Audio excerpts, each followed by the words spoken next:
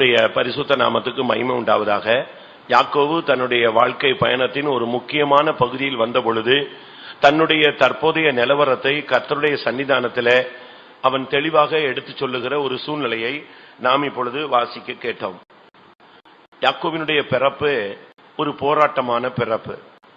தன் சகோதரனுடைய குதிகாலை பிடித்துக் கொண்டுதான் அவன் வெளியே வந்ததாக வேதம் சொல்லுகிறது. அவன் பிறந்ததிலிருந்தே அவனுக்கு தான் ஆசீர்வதிக்கப்பட வேண்டும் என்கிற ஒரு மனப்போராட்டம் அவனுக்குள்ளே இருந்தது. ஏனென்றால் மூத்தவனுக்கும் இளையவனுக்கும் வருடக்கணக்காகவோ இல்லாவிட்டால் மாதக்கணக்காகவோ வித்தியாசங்கள் கிடையாது. ஒரு சில வினாடிகள் இல்லாவிட்டால் நிமிடங்கள் என்று சொல்லலாம். இவ்வளவு குறுகிய நேரத்துக்குள்ளே அவன் சேஷ்டபுத்திர பாகத்தை இழந்தான், மூத்தவன் என்ற தன்மையை இழந்தான். இப்படி பல காரணங்கள் அவனுக்கு துவக்கத்திலேயே மனதுல ஒரு பசுமரத்தில் ஆணி அடித்தது போல அவனுக்கு பதிந்து விட்டது. ஆனா அப்படின்னால் அவனுக்கு ஆரம்பத்திலேயே ஒரு டிப்ரெஷன் இருந்தது. அந்த மன போராட்டத்தை இல்லாவிட்டால் அந்த இன்ஃபீரியாரிட்டி காம்ப்ளெக்ஸை போக்குறதுக்காக அவன் எதையாவது செய்து எப்படியாவது முன்னேறணுங்கிற ஒரு மன போராட்டம் அவனுக்குள்ளே எப்பொழுதுமே இருந்தது. ஆனால் தான் சான்ஸ் எப்போ கிடைக்குன்னு அந்த சான்ஸை பயன்படுத்துறதுக்காக அவன் தேடிக்கொண்டிருந்தான், காத்து கொண்டிருந்தான். அப்படி வாய்ப்புகள் கிடைத்த போது அதை நழுவ விடாமல் அதை பயனும் படுத்தி கொண்டான். ஆனால் இப்பொழுது அவனுக்கு அவன் பயன்படுத்தின வாய்ப்புகள் அவனுக்கு உதவி செய்யக்கூடாமல் போன பொழுது தன் தகப்பன், தன் தாய், தன் சகோதரன், தன்னுடைய ஜனம் எல்லாவற்றையும் விட்டு அவன் ஒதுக்கப்பட்டு மற்றொரு இடத்திலே போய் அவன் இணைந்து கொள்ளுகிறான். இப்பொழுதும் அவனை அழைத்த தேவன், அவனை குறித்த ஒரு நோக்கம் உள்ள தேவன் அதை மாற்றாமல் அவனை அந்த அவாந்தர வெளியிலே சந்தித்து கண்டுபிடித்து அவனுக்கு வாக்குத்தத்தங்கள் கொடுத்து அவனுக்கு ஆசீர்வாதத்தை தருவேன் என்று சொல்லி அவனை கைவிடாமல் அந்த இடத்திலும் அவனை பராமரித்து அவனுக்கு ஒரு வாழ்க்கை துணையை கொடுத்து அவனுக்கு பிள்ளைகளையும் சந்ததிகளையும் ஏற்படுத்தி அவனுக்கு நன்மைகளையும் நிறைவுகளையும் அவனுக்கு கொடுத்து அவனை ஒரு ஆஸ்தியும் ஐஸ்வர்யம் உள்ளவனாக மாற்றி மறுபடியும் தன்னுடைய திட்டத்தை நிறைவேற்றும்படியாக பிதாவின் வீட்டை நோக்கி கர்த்தர் அவனை திருப்பினார். நான் உனக்கு சொன்னதை செய்யும் அளவும் நான் உன்னை விட்டு விலகுவதும் இல்லை, நான் உன்னை கைவிடுவதும் இல்லை என்று அவனுக்கு தெளிவாக ஆதியாகமம் 28ஆம் அதிகாரத்தில் தேவன் தெளிவாக அவனுக்கு பேசியிருந்தார். 15ஆம் வசனத்தில் இந்த வார்த்தையோடு அவனோடு பேசியிருந்தார். அந்த தெய்வம் அவனுக்கு உண்மையாக இருந்து 2 பெரிய பரிவாரங்களோடு அவனை திரும்ப கொண்டு வருகிறார். ஒரு தேவனுடைய பிள்ளை இந்த வசனத்தை சாகிற வரைக்கும் உச்சரிக்கணும். ஒரு ஊழியக்காரன் எப்பொழுதும் இந்த வார்த்தையை உச்சரிக்கணும். நீ பாத்திரனா, நீ பாத்திரன் இல்லையா? நாம் எதற்கு பாத்திரராய் இருக்க வேண்டும், எதற்கு பாத்திரராய் இருக்கக்கூடாது, எவைகளுக்கு நம்மை பாத்திரராக இருக்கும்படியாக தெய்வம் அழைத்திருக்கிறார், இவைகளை குறித்து இந்த கால வேளையில தம்முடைய சபையோடும் தம்முடைய ஜனத்தோடும் நம்மோடும் தெய்வம் பேசும்படியாக விரும்புகிறார். நீங்கள் தேவனுடைய வார்த்தையை கவனித்தால் அது ஒரு விதத்தில் உங்களுடைய வாழ்க்கைக்கு நன்மையாக அமையும். முதலாவது, தேவரீர் நீர் எனக்கு பாராட்டின எல்லா தயவுக்கும் நான் எவ்வளவு வேணும் பாத்திரன் அல்ல. முதலாவது, நாம் ஒரு தகுதி அற்றவர்கள் என்கிற ஒரு சிந்தை நமக்கு இருக்க வேண்டும். அது ஊழியக்காரனோ அது விசுவாசியோ யாராக இருந்தாலும் நமக்கு இந்த மார்க்கத்தில் இவ்வளவு பெரிய பரலோக ராஜ்யத்தின் சொந்தக்காரர்களாக மாறும்படியாக நமக்கு இந்த வாய்ப்பு கிடைக்கிறதற்கு நாம் எந்த விதத்திலும் தகுதியுள்ளவர்கள் அல்ல. அதை நாம் சரியான விதத்தில் புரிந்து கொள்ள வேண்டும். அது சும்மா வார்த்தையில் மாத்திரமல்ல, நாம் அதை உண்மையில அடிவயிற்றிலிருந்து ஆழத்திலிருந்து உள்ளத்தின் ஆழத்திலிருந்து நாம் அதை சொல்ல கடமைப்பட்டிருக்கிறோம். தேவரீர் அடியேனுக்கு காண்பித்த எல்லா தயவுக்கும் நான் எவ்வளவு வேணும் பாத்திரன் அல்ல. இதுவரை நம்முடைய வாழ்க்கையில ஒரு குறிக்கப்பட்ட அளவு நாம் பயணப்பட்டிருக்கிறோம். ஒருவேளை நீங்கள் வாலிபர்களாக இருக்கலாம், வயதுபர்களாக இருக்கலாம், குடும்பஸ்தராக இருக்கலாம், பிசினஸ் மேன்களாக இருக்கலாம், ஊழியத்தில் மிகவும் பங்கெடுக்கக்கூடிய ஒரு நபராக இருக்கலாம். இதுவரைக்கும் உங்களுடைய வாழ்க்கையில தேவன் பாராட்டின தயவை பாருங்கள். உங்க முன்னாலேயே ஒருத்தனை கண்டிக்கிறார், உங்க முன்னாலேயே ஒருத்தனை தண்டிக்கிறார், உங்க முன்னாலேயே ஒருத்தனை நியாயம் இருக்கிறார், உங்க முன்னாலேயே ஒருத்தனை தூக்கி வெளியே போட்டுறார். ஆனா அதே இடத்துல கர்த்தர் நம்மை பாதுகாத்து நிலைநிறுத்தி தண்டிக்காமல் கண்டிக்காமல் தூக்கி எறியாமல் அப்படியே அரவணைத்து கொண்டு வருகிறார். என் கண்ணு முன்னாலேயே எத்தனையோ பேர் தூக்கி எரிஞ்சு என் மேல கர்த்தர் தயவை பாராட்டி வருகிறார் என்பதை என் கண் கூட பார்த்திருக்கிறேன்னு சொல்றவங்க கைகளை உயர்த்தி ஒரு அல்லேலூயா சொல்லுங்க. உண்மை. நானே அதை என் கண்ணால பார்த்திருக்கிறேன். இன்னைக்கும் கூட நீங்களும் கூட உங்களுடைய வாழ்க்கையில இதை அனுபவித்திருக்கிறீர்கள். தேவன் நமக்கு பாராட்டின தயவுங்கிறது ரொம்ப வித்தியாசமானது. பைபிள்ல சில வசனங்கள் இருக்கு, வசனம் மாறவே மாறாது, அவ்வளவு கண்டிப்பான வசனங்கள் உண்டு. ஆனா நமக்கு பாத்தீங்கன்னு சொன்னா தேவனுடைய தயவு அதிகமாக இருக்கிறார். ரோமருக்கு நிருபத்துல பவுல் அருமையான ஒரு வார்த்தையை சொல்லுகிறார். ஒரு சிலருக்கு கண்டிப்பை காட்டுகிற தேவன் ஒரு சிலராகிய நமக்கு மிகவும் தயவு பாராட்டினார் என்று அந்த மேன்மையை அழகாக அவர் சித்தரித்து சொல்லுகிறதை நாம் தெளிவான விதத்துல பார்க்க முடியும். ஒரு சிலருக்கு அவர் மிகவும் கண்டிப்பை காண்பித்தார், ஆனா ஒரு சிலருக்கு பாத்தீங்கன்னா மிகவும் தயவு பாராட்டினார். அது ஒரு பெரிய ஆச்சரியம். வாசியுங்கள், ரோமர் 11:22. ஆகையால் தேவனுடைய தயவையும் கண்டிப்பையும் பார், விழுந்தவர்களிடத்திலே கண்டிப்பையும் உன்னிடத்திலே தயவையும் காண்பித்தார். எப்படி இருக்கும் பாருங்க. ஒரே இடத்துல தெய்வம் நிக்கிறாரு, நாம 2 பேர் நிக்கிறோம். ஒருத்தவனை தண்டிக்கிறாரு, ஒருத்தனை தயவு பாராட்டுறாரு. அவன் இவனை விட குற்றம் குறைவா செஞ்சவன், ஆனா இவன் குற்றம் அதிகமா செஞ்சவன். இவன் தான் தண்டிக்கப்பட்டிருக்கணும், ஆனா அந்த இடத்துல ஒரு சாதாரண குற்றவாளி தண்டிக்கப்படுகிறான், மிகப்பெரிய குற்றவாளி தப்புவிக்கப்படுகிறான்.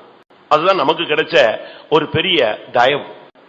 அதை நாம் இந்த நாட்களில் விளங்கி கொண்டு அதுக்கு நாம் ஆண்டவரே நான் எனக்கு எந்த விதத்திலும் பாத்திரன் அல்லன்னு சொல்ல வேண்டிய நம்முடைய தகுதியின்மையை தேவனுடைய சன்னிதானத்தில் அறிக்கையிட வேண்டிய ஒரு காலம் இதுதான். இரண்டாவது, அதே வசனத்தில் நாம் பார்க்கும் பொழுது தேவரீர் எனக்கு பாராட்டின இந்த சத்தியத்திற்கு நான் எவ்விதத்திலும் பாத்திரன் அல்ல. ஒன்று, தயவுக்கு நான் பாத்திரன் அல்ல. இரண்டாவது, எனக்கு வெளிப்படுத்தின சத்தியத்துக்கும் நான் பாத்திரன் அல்ல. சத்தியம் என்பதனுடைய வார்த்தையினுடைய சரியான அர்த்தம் உண்மை. வசனம் என்ற அர்த்தம் இருக்கிறது, சத்தியம்ங்கிறது கரெக்டா உண்மை. இது சத்தியமா சொல்றியா அப்படின்னு கேட்கிறோம். அப்படின்னா என்ன அர்த்தம்? அப்படின்னா என்ன அர்த்தம்? உண்மையா சொல்றியா? சத்தியம் பண்ணு அப்படிங்கிறோம். ஆமா, உண்மையா சொல்கிறேன். அப்ப இந்த இடத்துல தேவன் நமக்கு உண்மையுள்ளவரா இருக்கிறார். ஆனா நாம எத்தனையோ இடத்துல உண்மை இல்லை. ஆனா உண்மையுள்ளவர்களாக இருப்போம் என்று எண்ணித்தான் வேதம் அழகாக சொல்லுகிறது. உண்மையுள்ளவர்கள் என்று எண்ணி இந்த கனமான ஊழியத்துக்கு தேவன் எங்களை கொண்டு வந்தார் என்று ஒரு மனிதன் தேவன் தன்னுடைய உண்மையை எப்படி எதிர்பார்க்கிறார், அவர் எப்படி உண்மை உள்ளவர் என்பதை குறித்து அவர் தெளிவாக வெளிப்படுத்துகிறார். ஆனா நம்மில் எத்தனை பேர் உண்மை உள்ளவர்களாக இருந்தோன்னு தெரியாது. ஆனா தேவன் உண்மையுள்ளவர். 1 தீமோத்தேயு 1:12 பார்க்கும் பொழுது, என்னை பலப்படுத்துகிற நம்முடைய கர்த்தராகிய இயேசு கிறிஸ்து என்னை உண்மையுள்ளவன் என்று என்னை இந்த ஊழியத்திற்கு ஏற்படுத்தினபடியால் அவரை ஸ்தோத்திரிக்கிறேன். நாம எப்படி இருந்தாலும் சரி, எப்படி இல்லாவிட்டாலும் சரி, ஆனா அவருடைய மைண்டில் நம்ம உண்மையுள்ளவர் என்று எண்ணுகிறார். இன்னொரு இடத்துல சொல்லி இருக்கிறது, நம்மை அவர் உத்தமன் என்று எண்ணுகிறார். எப்படி இருக்குன்னு பாருங்க. ஒரு மனுஷன், அவன் மண்ணு, அவன் மண்ணான மனுஷன், அவன் தன்னுடைய வாழ்க்கையில எப்பொழுதுமே தெய்வீகத்தை விளங்கிக் கொள்ளாத ஒரு மனுஷன். ஆனா அவனை கர்த்தர் எப்படி மாத்துகிறார், இல்லாட்ட எப்படி கணக்குல வச்சு வாசிங்க. 1 தெசலோனிக்கேயர் 2:4. சுவிசேஷத்தை எங்களிடத்தில் ஒப்புவிக்கத்தக்கதாய் தேவன் எங்களை உத்தமர் என்று எண்ணினபடியே. பாருங்க, ஒவ்வொரு விசுவாசிகளையும் கர்த்தர் உண்மையுள்ளவர் என்று எண்ணுகிறார், அடுத்து உத்தமர் என்று எண்ணுகிறார்.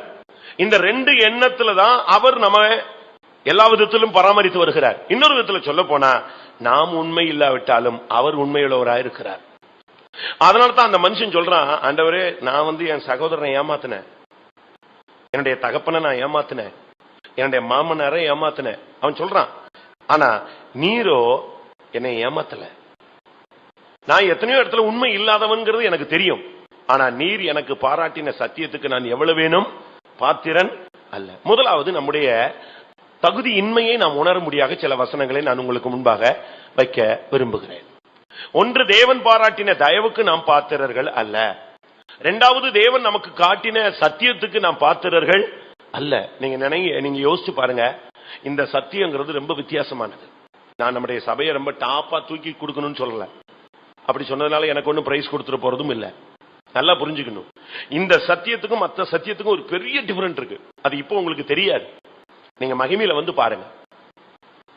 மகிமையின் தேசத்துல வரும் பொழுது இந்த சபை, இந்த ஐக்கியம், இந்த சத்தியம், இதுக்கு எவ்வளவு வித்தியாசம் இருக்குங்கிறத, இதுக்கு எவ்வளவு டிக்னிட்டி மேல இருக்குங்கிறத நீங்க பார்க்கலாம். அது அன்னைக்கு நீங்க பார்க்கும்போது ஆச்சரியப்படுவீங்க. நம்ம இந்த சத்தியத்தை இவ்வளவு உதாசீனப்படுத்திட்டோமே அப்பதான் நீங்க ஃபீல் பண்ணுவீங்க. இரண்டாவதாக மத்தேயு 3ஆம் அதிகாரம் 11ஆம் வசனத்தை பார்க்கும்போது, நான் பாத்திரன் அல்ல என்கிற வசனங்களை நான் உங்களுக்கு முன்பாகவே, நமக்கு எந்த தகுதியும் கிடையாதுங்கிறத முதலாவது நம்ம விளங்கிக் கொண்டோம்.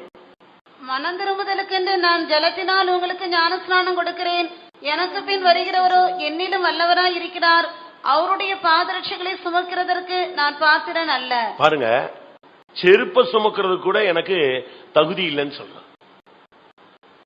நீங்க யோசிச்சு பாருங்க.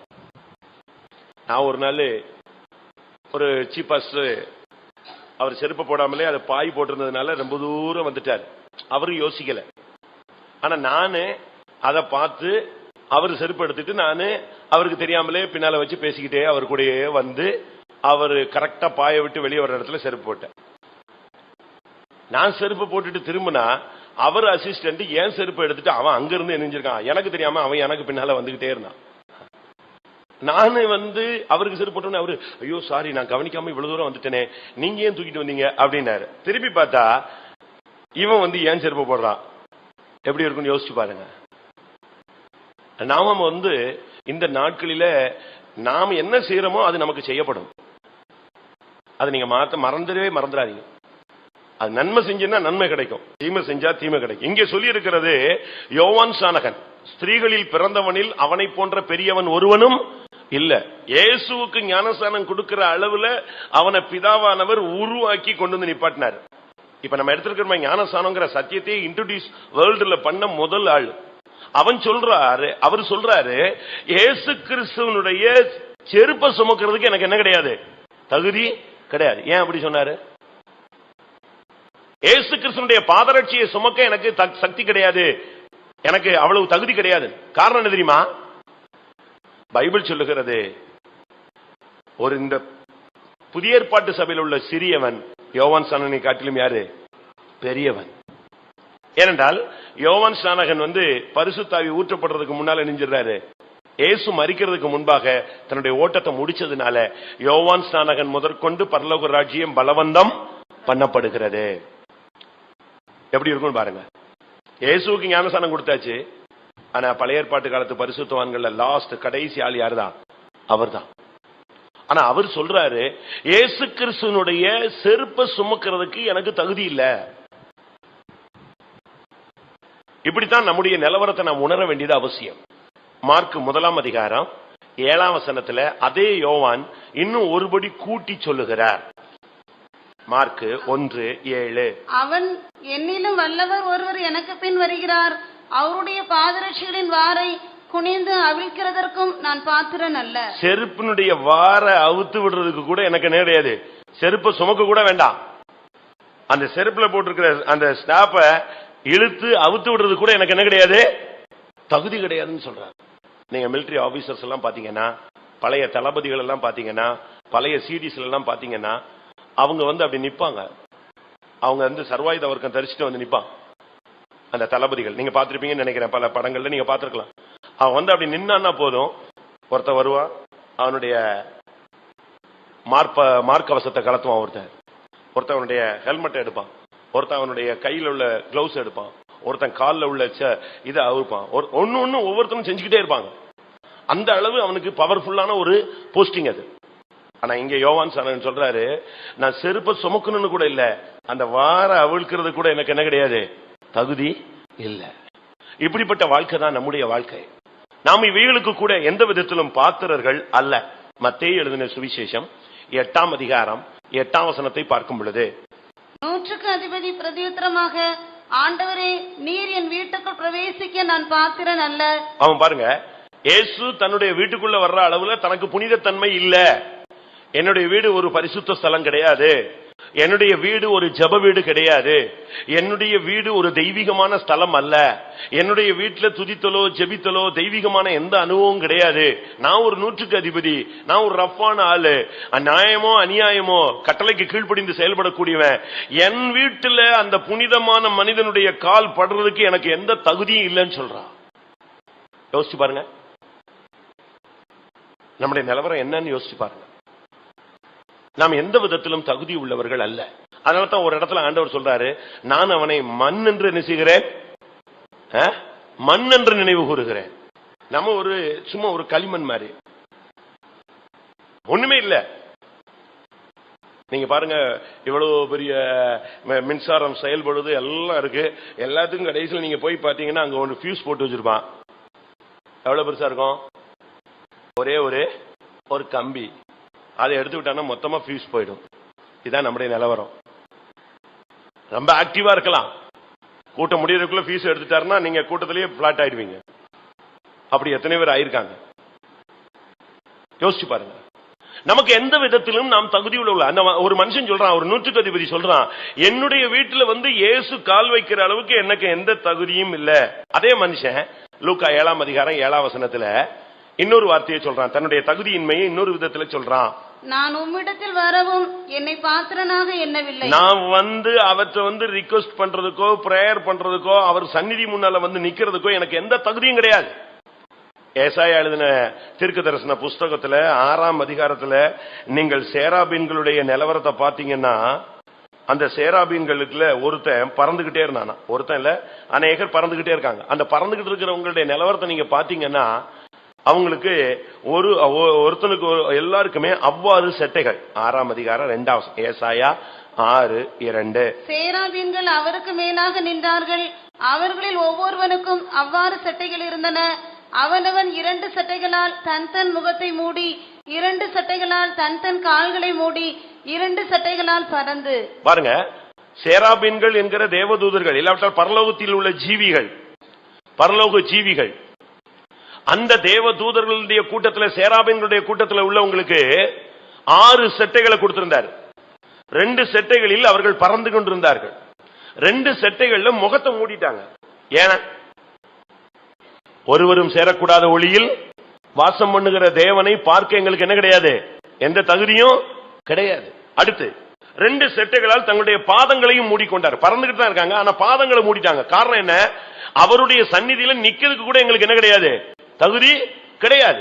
அந்த அளவு தங்களுடைய உண்மையான தகுதியின்மையை உணர்ந்து முகத்தை மூடி, கால்களினால தன்னுடைய செட்டைகளினால் பாதங்களை மூடிக்கொண்டு பறந்து கொண்டு சேனைகளின் கர்த்தர் பரிசுத்தர் பரிசுத்தர் பரிசு, இதேதான் அவங்க சொல்லிக்கிட்டே இருப்பாங்க. ஒருத்தர் பார்த்து சொல்ற ஒரே வார்த்தை இதுதான். ஏனென்றால் அவர் நித்தியானந்த தேவன், சர்வ வல்லமுள்ள தேவன். அவருக்கு முன்னாக நிக்கிறதுக்கு தேவ தூதர்களுக்கு எந்த தகுதியும் கிடையாதுங்கிற அந்த அளவு தங்களை பாத்திரன் அல்ல என்று அவர்கள் உணர்ந்து கொண்டார்கள். லூக்கா எழுதின சுவிசேஷம் 15ஆம் அதிகாரம் 19ஆம் வசனத்துல இளைய குமாரனுடைய வார்த்தையை பாருங்கள். இனிமேல் உம்முடைய குமாரன் என்று சொல்லப்படுவதற்கு நான் பாத்திரன் அல்ல. பாருங்க, எல்லாத்தையும் அழிச்சு வேசித்தனம் பண்ணி தன் சொத்துக்களை இஷ்ட போல அழிச்சு நஷ்டப்படுத்தி பாவத்துல உழன்று சரீரத்தை கெடுத்து மனதை கெடுத்து ஆத்மாவை கெடுத்து பன்றிகள் கூட்டத்துல போய் மேய்க்கக்கூடியவனாய் மாறி ஒரு நிர்பந்தமான நிலவரத்துக்கு போன பிறகு அவன் சொல்றான், நான் உம்முடைய குமாரன் என்று சொல்லுவதற்கு எனக்கு என்ன இல்ல, எந்த தகுதியும் இல்ல. யோசிச்சு பாருங்க. இதே அனுபவத்தை பவுல் பேசும் பொழுது எப்படி பேசுகிறார்? 1 கொரிந்தியர் 15ஆம் அதிகாரம் 9ஆம் வசனம்.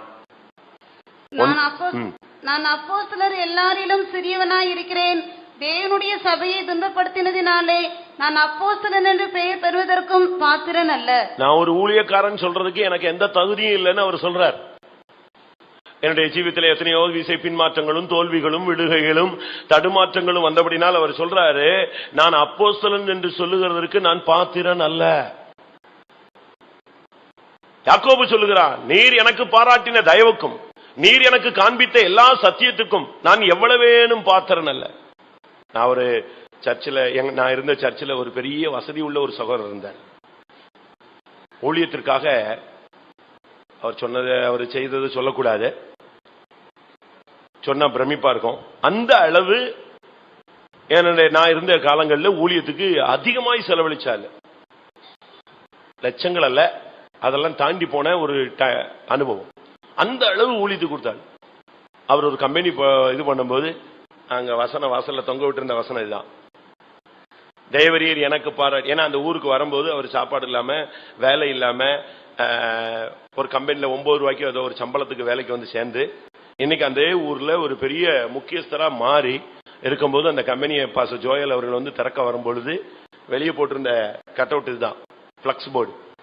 இதே வசனம் தான். தேவரீர் நீர் எனக்கு காண்பித்த எல்லா தயவுக்கும் எல்லா சத்தியத்துக்கும் நான் எவ்வளவு வேணும் பாத்திரன் அல்ல. அதுதான் அங்க தொங்க விட்டுருந்தோம். உண்மை. தேவன் நமக்கு பாராட்டின செயல்கள் நீங்க யோசிச்சு பாருங்க. வீட்டுல போனா உட்கார்ந்து சிந்திச்சு பாருங்க. இப்ப நீங்க போய் உங்க பிள்ளைகளுக்கு நான் அப்படி இருந்தேன் இப்படி இருந்தேன் கர்த்தர் எனக்கு பாராட்டினார்னா, இந்த ஆளு எப்ப பார்த்தாலும் பழைய கதையே பேசிக்கிட்டு இருக்கான்னு உங்களை உதாசீனப்படுத்துவாங்க. பழைய தாய்மாரு தகப்பன்மாரு நாங்க அப்படி பண்ணோம், பழைய ஊழியக்காரங்க கூட ஊழியத்துல அப்படி பண்ணோம்னா, அந்த காலத்துல அப்படி பண்ணீங்க, அந்த காலத்துல ஏசு கழுதில போனார், இப்ப கழுதில போறாரு, இப்ப சும்மா இருமா. அதாவது பழைய காலத்து பாடுகள் வேதனைகள் எல்லாம் இப்ப உள்ள சந்ததிக்கு என்ன செய்யாது, புரியாது. இப்ப நீங்க உங்க பிள்ளைகளுக்கே சொல்லி பாருங்களா, நாங்களாம் அந்த காலத்துல நடந்து போனேன்னா அன்னைக்கு வண்டி இல்ல அதனால நடந்து போனேன், இன்னைக்கு வண்டி இருக்குல்ல அப்படிமா. ஏன்னா இப்ப உள்ள ட்ரெண்டே வேற. இவர்களுக்கு இந்த தகுதியின்மை தெரியாது. ஆனா நாம் எவைகளுக்கு நாம் தகுதி உள்ளவர்கள் என்பதை பாத்திரராக நடக்க வேண்டும் என்பதை நாம் புரிந்து கொள்ள வேண்டியது அவசியம். இப்படியே நம்ம ஒண்ணுமே தகுதி இல்லைன்னு இருந்தா நம்முடைய நிலவரம் எப்படி இருக்கும் தெரியுமா? நாம எங்க போய் நிப்போம்னு யோசிச்சு பாரு. ஆனா கர்த்தர் நம்மை பாத்திரர்களாக பாத்திரவான்களாக சில காரியங்கள்ல பாத்திரவான்களாய் நடக்கும்படியாக தேவன் நம்மில் எதிர்பார்க்கிறார். நம்ம இப்படியே நம்முடைய நிலவரத்துல நாம் போய்கொண்டிருப்போமானால் நாம் எல்லாருமே தகுதி இல்லை, உண்மையான தகுதி இல்லைன்னு நமக்கு தெரியும். ஆனா இன்னொரு விதத்துல பாத்தீங்கன்னு சொன்னா நம்ம எதுக்கு பாத்திரவான்கள்? தேவன் 2 காரியத்துக்கு நம்மை பாத்திரவான்கள் என்று சொல்கிறார். சில காரியங்களுக்கு நாம் பாத்திரராய் நடக்கணும்னு சொல்லி இருக்கு. ஆனா அப்படி நடக்கலன்னு சொன்னா நாம் வேற ஒரு காரியத்துக்கு பாத்திரராய் போயிடுவோம். அதை நாம் சரியான விதத்துல புரிந்து கொள்ள வேண்டும். எபேசியர் 4ஆம் அதிகாரம் 1ஆம் வசனம். ஆதலால் கர்த்தர் நிமித்தம் கட்டுண்டவனாகிய நான் உங்களுக்கு சொல்லுகிற புத்தி என்னவெனில், நீங்கள் அழைக்கப்பட்ட அழைப்புக்கு பாத்திரவான்களாய் நடந்து. முதலாவது ஒரு தேவனுடைய, நான் இப்ப உங்களுக்கு இதுவரைக்கும் நம்ம பாத்திரர் அல்ல, நமக்கு தகுதி இல்லைங்கிறத நான் உங்களுக்கு முன்னால வச்சேன். இப்ப எவைகளுக்கெல்லாம் நம்ம பாத்திரரா நடக்கணும் அப்படிங்கறத உங்களுக்கு முன்னாக வைக்கிறேன். அதற்கு அடுத்து இவைகளுக்கு பாத்திரரா நீங்க நடக்கலைன்னா நமக்கு நாம் எதுக்கு பாத்திரனா போய் மாட்டிக்கொள்வோம் அப்படிங்கறத நான் உங்களுக்கு முன்பாக வைக்க விரும்புகிறேன். முதலாவது, நீங்கள் சகோதரரே நீங்கள் அழைக்கப்பட்ட அழைப்புக்கு பாத்திரராய் நடந்து கொள்ளுங்கள். ஒவ்வொருவருக்கும் ஒரு அழைப்பு இருக்கு. எபிரேயர் 3ஆம் அதிகாரம் 1ஆம் வசனத்தின்படி, இப்படி இருக்க பரம அழைப்புக்கு பங்குள்ளவர்களாகிய பரிசுத்த சகோதரர், பரம அழைப்புக்கு பங்குள்ள பரிசுத்த சகோதரரே. நம்முடைய அழைப்பு பரம அழைப்பு. இந்த உலகத்துல நீங்க ஒரு வேலைக்காகவோ பிசினஸ்க்காகவோ குடும்பத்துக்காகவோ இல்ல நல்ல ஆசீர்வாதமா சபையில இருக்கணுங்கிறதுக்காகவோ அழைக்கப்பட்டவர்கள் அல்ல. அதனால தான் பவுல் இதை குறித்து பேசும் பொழுது, இம்மைக்காக ஒருவன் கிறிஸ்துவை பின்பற்றுவானால் அவன் பரிதபிக்கப்படத்தக்கவன். அதனால நம்முடைய அழைப்புங்கிறது பரம அழைப்பு, பரலோக ராஜ்யத்தினுடைய அழைப்பு. அந்த அழைப்புக்கு நீங்கள் பாத்திரராய் நடந்து கொண்டு, எவ்வளவு தெளிவான வசனம் தெரியுமா அந்த வசனம்?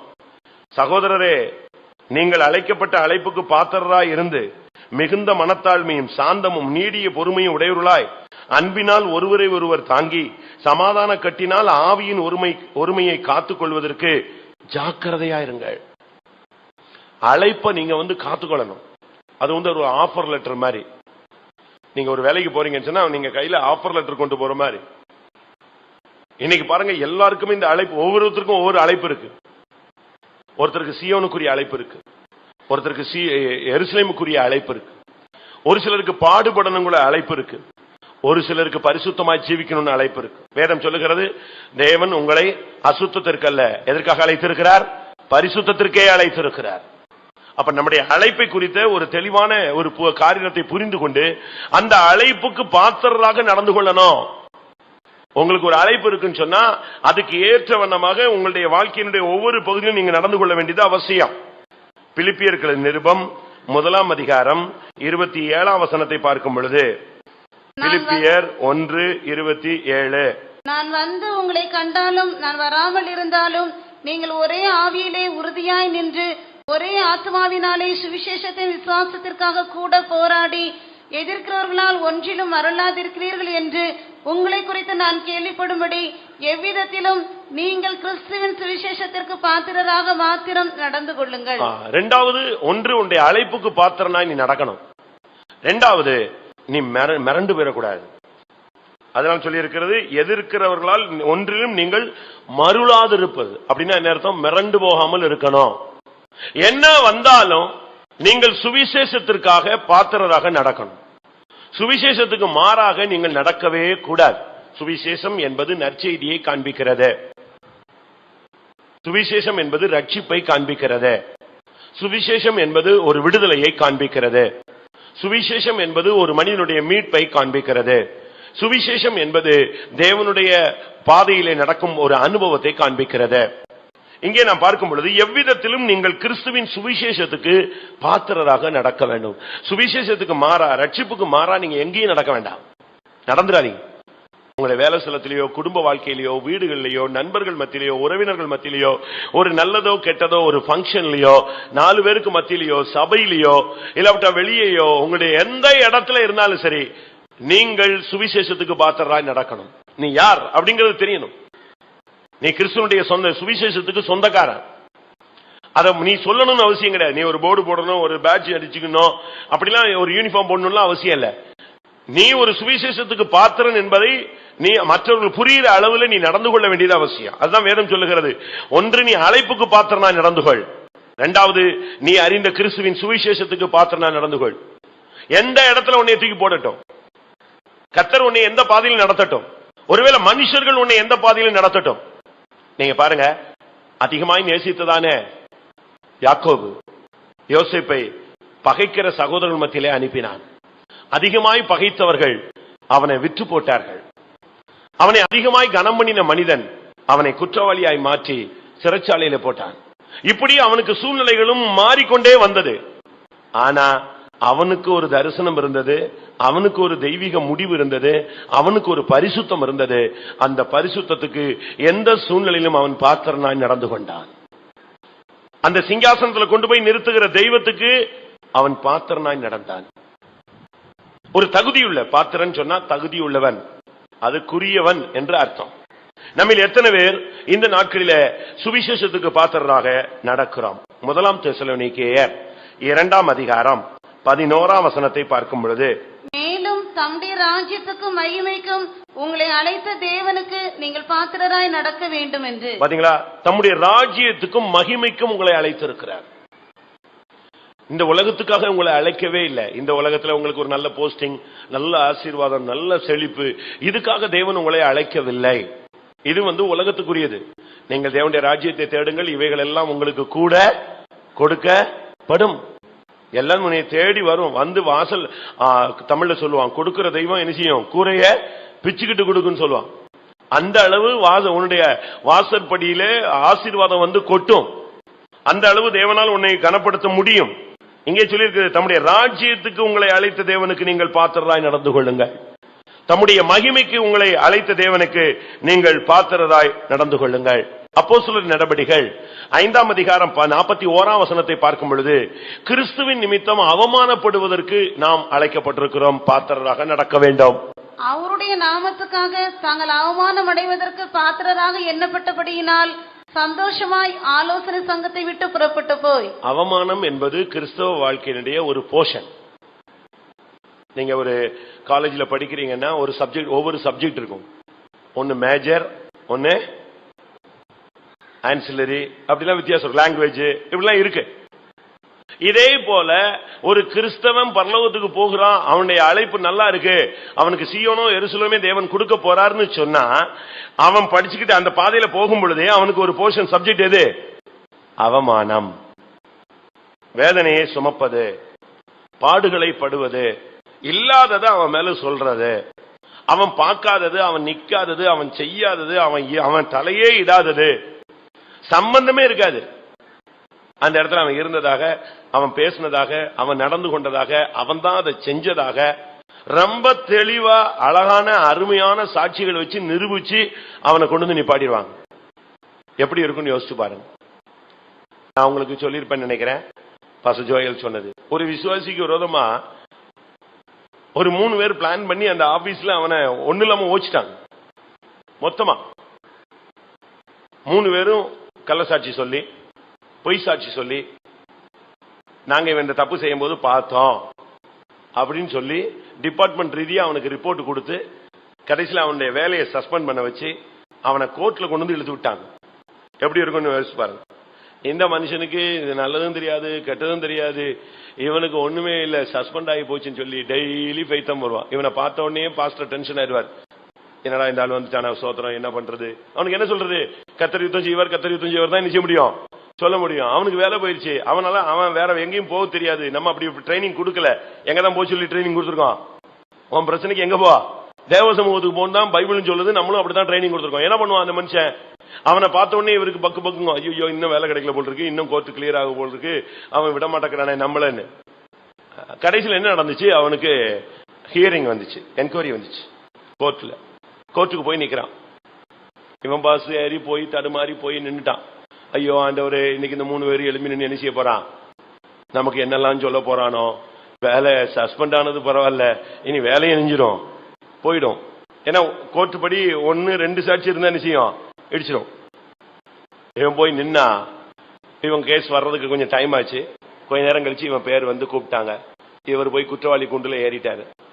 இப்ப ஆப்போசிட் டீம் என்ன செய்றாங்க, கூப்பிடுறாங்க. 3 பேர் பேரையும் சொல்லி கூப்பிடுறாங்க, அவங்க வக்கீலையும் கூப்பிடுறாங்க. 3 பேர் பேரையும் சொல்லி அவன் வெளியே வந்து அந்த ஆள் கத்தி கத்தி பார்த்துட்டு போறான். அமீனா ஒன்னும் நடக்கல. கடைசியில் அவங்க லாயர் வந்து ஏறிட்டாரு. என்னன்னாரு, சாரின்னு சொன்னார். என்ன, வர்ற வழியில ஆக்சிடென்ட்ல 3 பேரும் செத்துட்டாங்கன்னு சொன்னார். எப்படி இருக்கும் ஜட்ஜ்மெண்ட்? வர்ற வழியில 3 பேரும் ஆக்சிடென்ட்ல செத்துட்டாங்க சார், சாரி, இந்த கேஸை நான் வந்து வித்ட்ரா பண்றேன், வாபஸ் வாங்கிடுறேன் அப்படின்னு. ஜட்ஜு சொன்னாரு, நான் தீர்க்கிறதுக்கு முன்னால யார் தீர்த்து விட்டார்? இறைவன் தீர்த்து விட்டான், முடிச்சிட்டார். எப்படி இருக்குன்னு யோசிச்சு பாருங்க.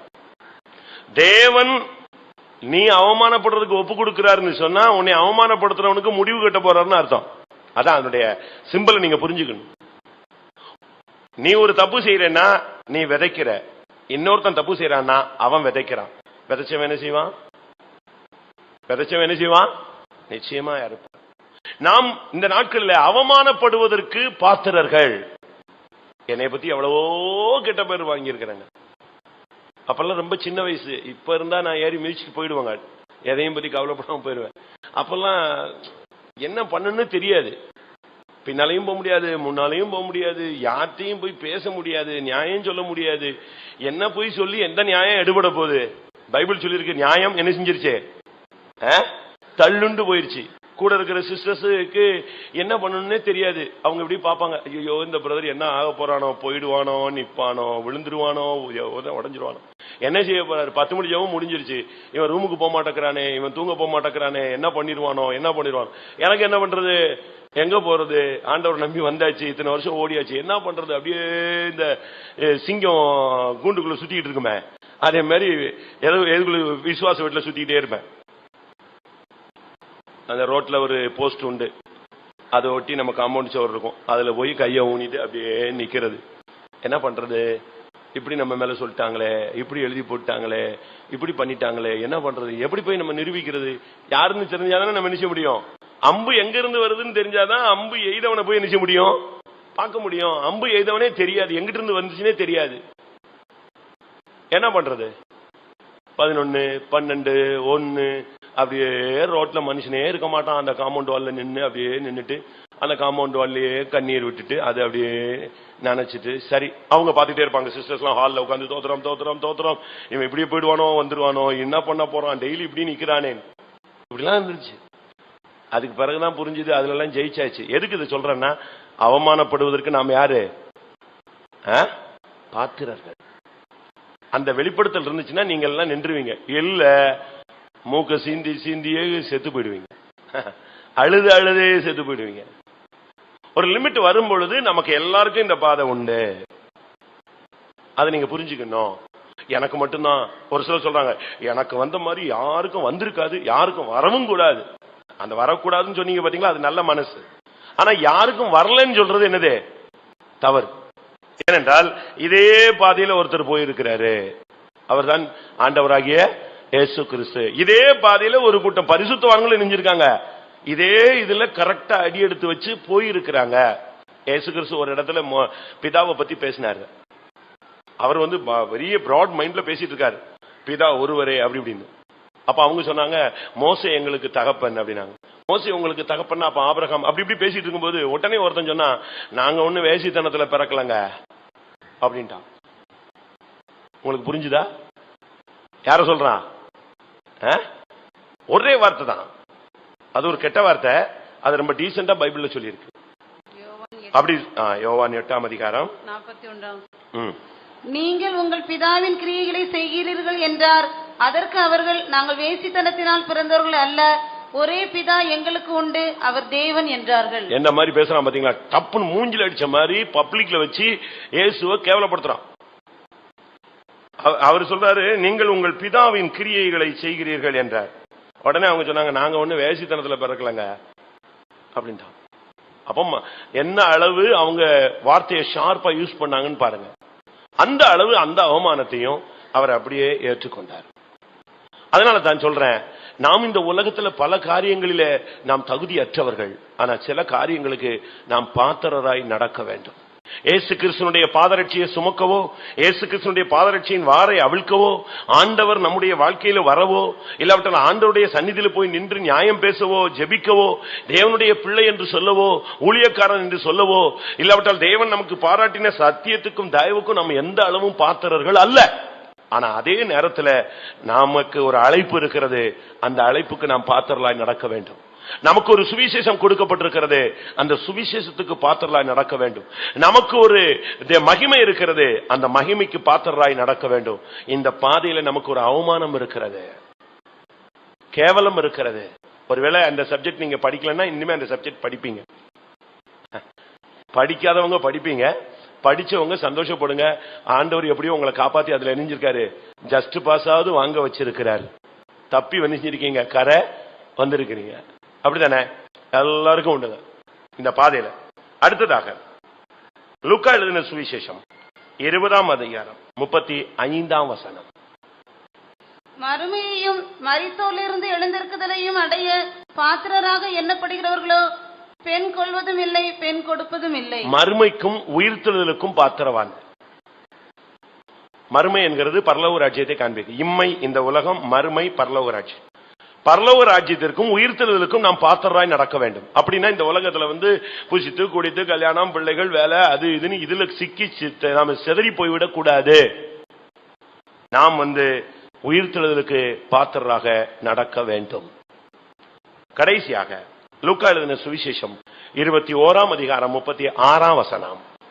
ஆகையால் இனி சம்பவிக்க போகிற இவைகளுக்கெல்லாம் நீங்கள் தப்பி மனுஷகுமாரனுக்கு முன்பாக நிற்க பாத்திரவான்களாக எண்ணப்படுவதற்கு எப்பொழுதும் ஜெபம் பண்ணி விழித்திருங்கள் என்றார். இயேசு கிறிஸ்துவினுடைய வருகையில அவருக்கு முன்னால போய் நிக்கிறதுக்கு நம்ம பாத்திரவான்களாய் மாறணும். அதுதான் நம்முடைய அழைப்பினுடைய பூரண நிச்சயம், ஒரு நோக்கம். எப்படியாயினும் மனுஷகுமாரன் வெளிப்படும் பொழுது அவருக்கு முன்பாக நாம் நிற்க அந்த தகுதி உள்ளவர்களாக நம்ம நிற்கணும். அதுக்கு பாத்திரவான்களாய் மாறணும். இதுக்கு தான் கர்த்தர் கிருபை கொடுக்கிறாரு, இதுக்கு தான் அபிஷேகம் கொடுக்கிறாரு, இதுக்கு தான் தாளந்துகள் கொடுக்கிறாரு, இதுக்கு தான் வரங்கள் கொடுக்கிறாரு, இதுக்கு தான் பரிசுத்தம் கொடுக்கிறாரு, இதுக்கு தான் ஜெப ஆவி கொடுக்கிறாரு, இதுக்கு தான் தெய்வீகத்தை கொடுக்கிறாரு. இந்த ஒரே நோக்கம் தான். எப்படி ஆயினும் மனுஷகுமாரனுக்கு முன்பாக நிற்க நாம் பாத்திரவான்களாய் மாற வேண்டும். நான் இப்ப உங்களுக்கு முன்னால சில எதுக்கெல்லாம் நம்ம பாத்திரங்களாய் நடக்கணும்னு உங்களுக்கு முன்பாக வைத்தேன். ஆனா இப்படிப்பட்ட வாய்ப்புகளை ஒரு விசுவாசியோ ஊழியக்காரனோ சரியான விதத்துல பயன்படுத்தி கொள்ளாவிட்டால் ஆட்டோமேட்டிக்கா அவன் எங்க போய் நிக்கிறாங்கிறதையும் நீங்க விளங்கி கொள்ள வேண்டியது அவசியம். ஒரு சிலருக்கு என்னன்னு தெரியாது.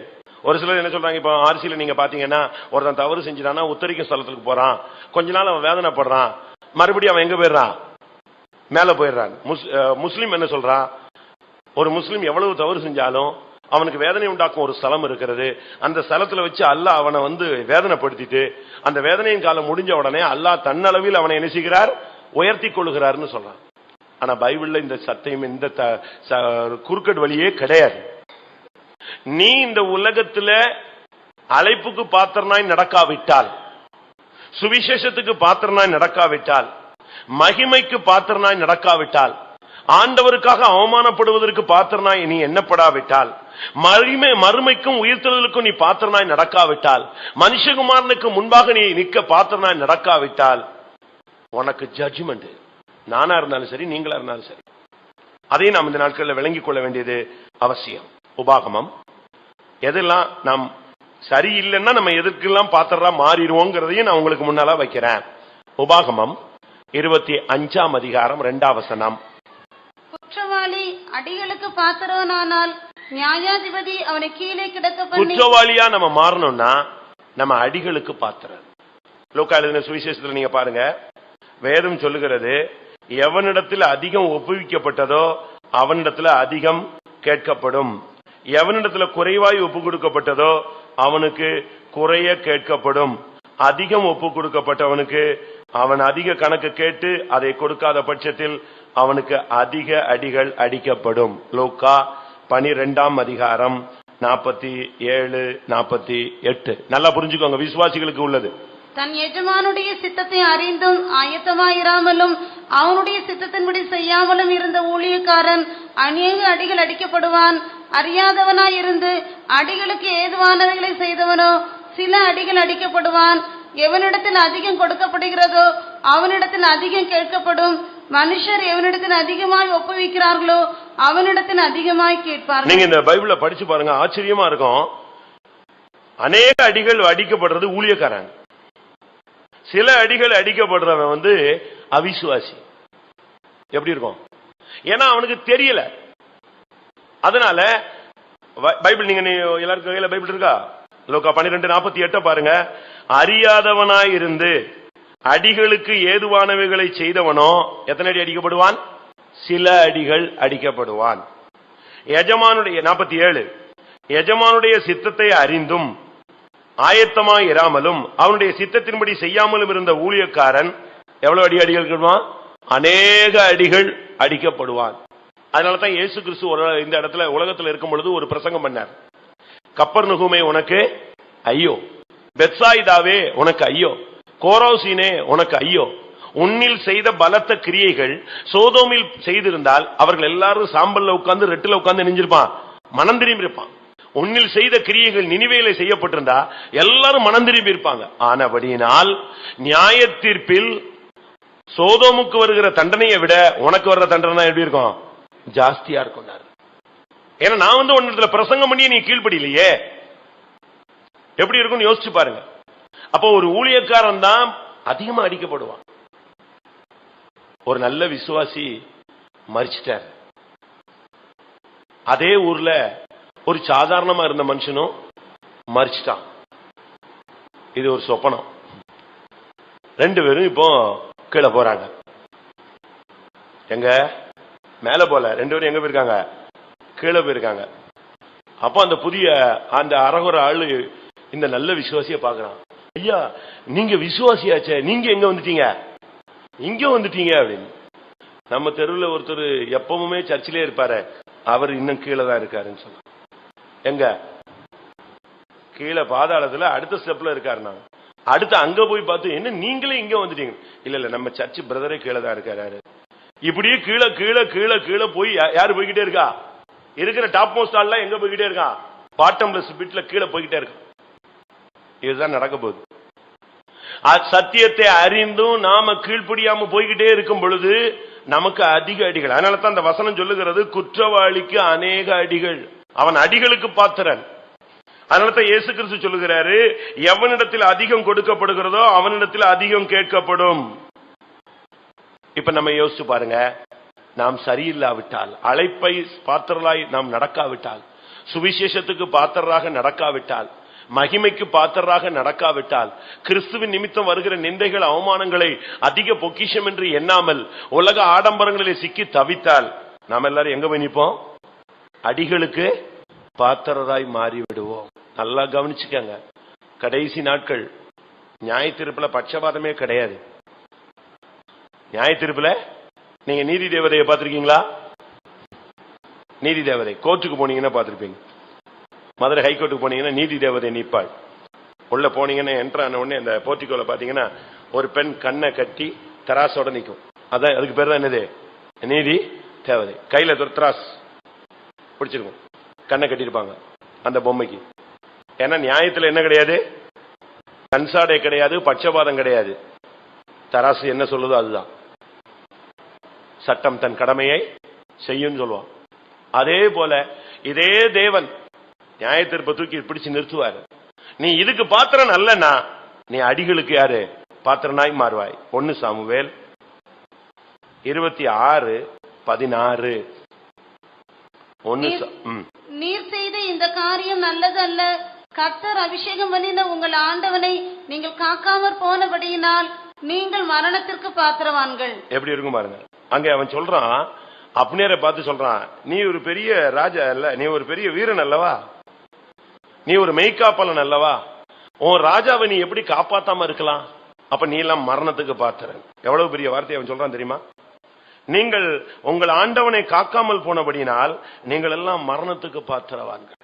உன்னுடைய விசுவாசத்தை நீ காக்காமல் போனால், உன்னுடைய பரிசுத்தத்தை நீ காக்காமல் போனால், உனக்கு ஒப்புவிக்கப்பட்டதை நீ அந்நாள் வரை காக்காமல் போனால் நாம் மரணத்துக்கு பாத்திரவான்கள்.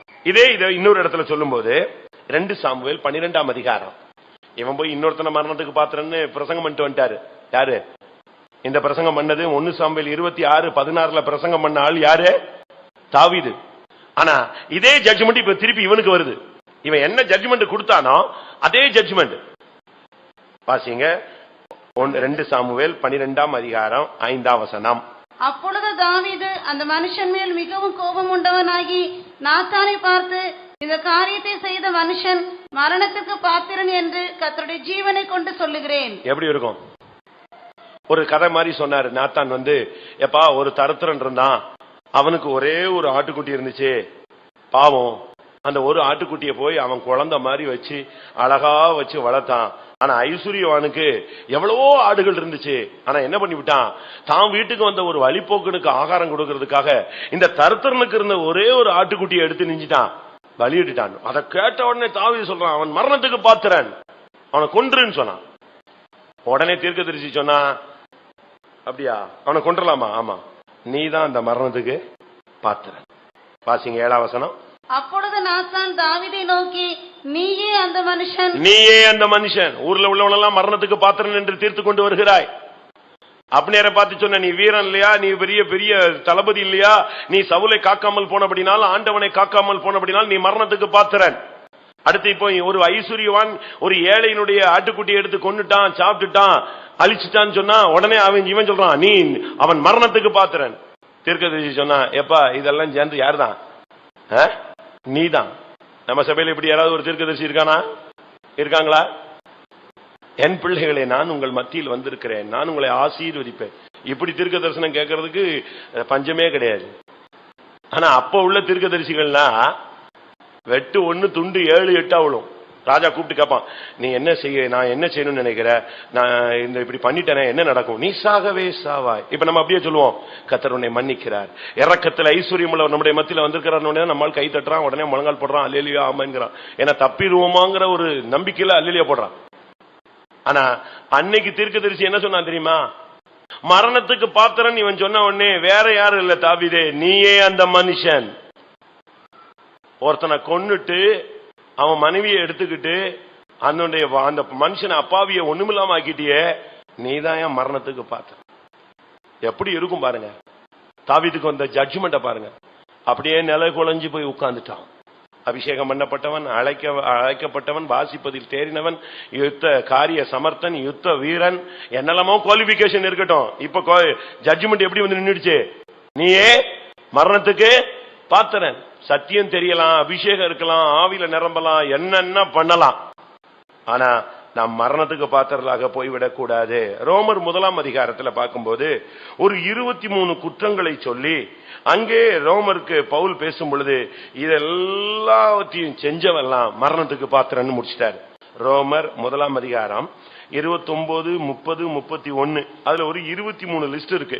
32ஆம் வசனத்துல சொல்றாரு, இப்படிப்பட்டவைகளை செய்கிறவர்கள் மரணத்துக்கு பாத்திரர்கள். இதுல ஒரு விசுவாசி, நீங்க எல்லாரும் இப்ப நான் வாசிக்க சொல்ல போறேன், நீங்க டிக் பண்ணிட்டே வாங்க. நான் இல்லை, நான் இல்லை, நான் இல்லை, நான் இல்லைன்னு டிக் பண்ணிட்டே வாங்க. இந்த 32லயும் தப்பிட்டீங்கன்னா நீங்க முடியும் போது கை வைக்கணும். சரியா? சரி வாசிங்க.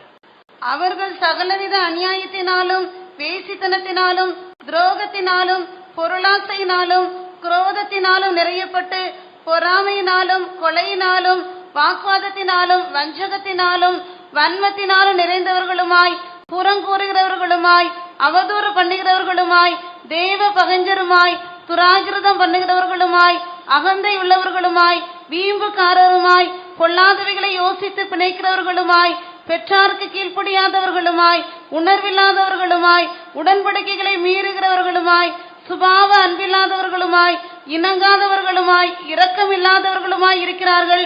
இப்படிப்பட்டவைகளை செய்கிறவர்கள் மரணத்திற்கு பாத்திரராய் இருக்கிறார்கள் என்று.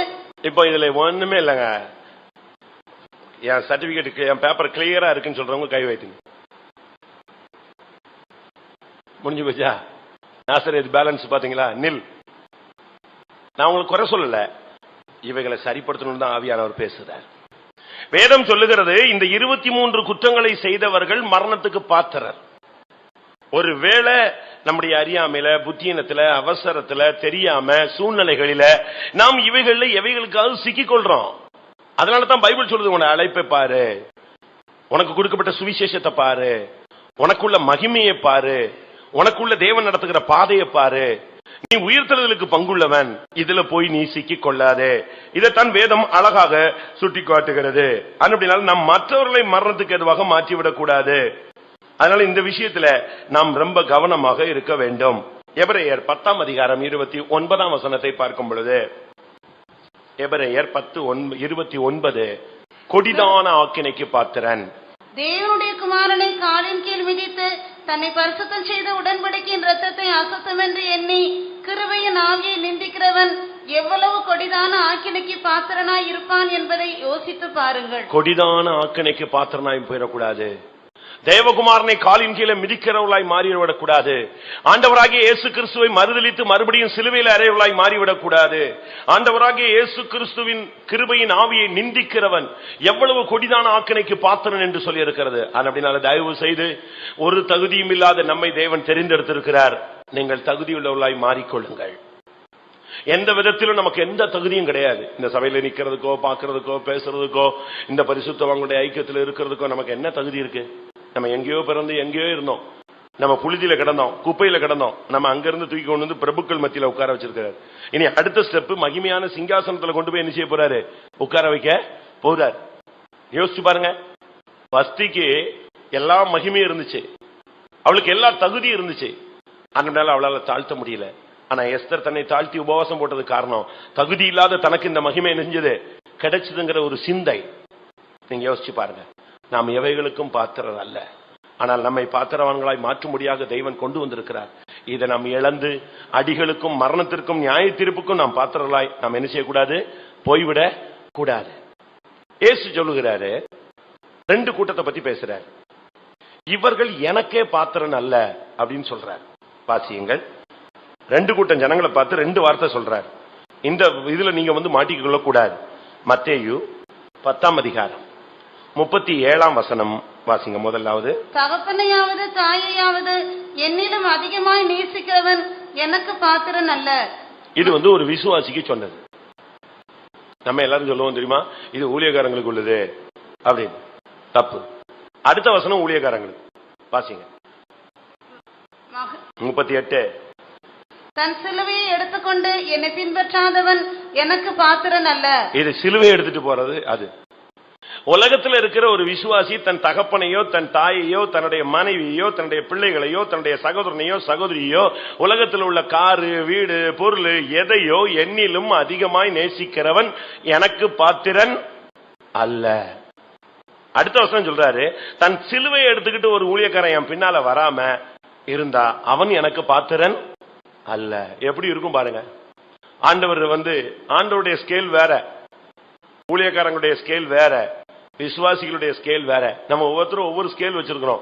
ஆனா வேர்ல்டு ஃபுல்லா ஒரு ஸ்கேல் தான் வச்சிருக்கான். அப்படித்தானே? நீங்க யோசிச்சு பாருங்க. ஆண்டவர் சொல்றாரு, என்னிலும் அதிகமாய் எதையும் நேசிக்கிறவன் எனக்கு பாத்திரன் அல்ல. இதுக்கு ஒரு பழைய ஏற்பாட்டில் ஒரு எக்ஸாம்பிள் சொல்றேன். 1 சாமுவேல் 3ஆம் அதிகாரத்தில் பார்க்கும்போது, அந்த ஏலி என்கிறதான பிரதான ஆசாரியன் அதிகமா தன்னுடைய பிள்ளைகளை மதிச்சான், ரொம்ப நேசிச்சான். அந்த பிள்ளைங்க என்ன தப்பு பண்ணாலும் அட்ஜஸ்ட் பண்ணிக்குவாரு. இப்போ ஒரு சில பிள்ளைங்க பாருங்க ஃபெயில் ஆயிரும், ஆனாலும் அவங்க அப்பா பரவாயில்ல பரவாயில்ல அப்படிம்பாரு. எப்படித்தான் அப்பா இருக்கான்னு தெரியல, எனக்கு ஒன்னும் புரியல. தோல்வி அதுக்காக ஒரு உணர்வே இல்லாம ஒரு தகப்பன் இருப்பான், துக்கப்பட மாட்டானா? யோசிச்சு பாருங்க. அந்த ஏலியருடைய பிள்ளைங்க தாறுமாறா ஜீவிக்கிறாங்க, அவங்க அப்பா அதை பத்தி கவலையே படுறதில்ல. அதனாலதான் கர்த்தர் கடைசியா கேட்டாரு, நீ என்னை காட்டிலும் உன்னுடைய குமாரரை அதிகமா என்ன செய்கிறாய், மதிக்கிறாய். ஆனா அப்படி நல்ல ஒரே நாள்ல உனக்கும் உன் பிள்ளைகளுக்கும் நியாய தீர்ப்பு ஒரு ஜட்ஜ்மெண்ட் கொடுத்துட்டாரு. அது நிறைவேறிச்சு. ஒரே நாள்ல 3 பேரும் செத்தும் போயிட்டாங்க. இது ஒரு திருஷ்டாந்தம். அதனாலதான் சொல்லி இருக்கிறது, என்னை காட்டிலும் மற்ற எதையும் அதிகமாக நேசிக்கிறவன் எனக்கு பாத்திரன்.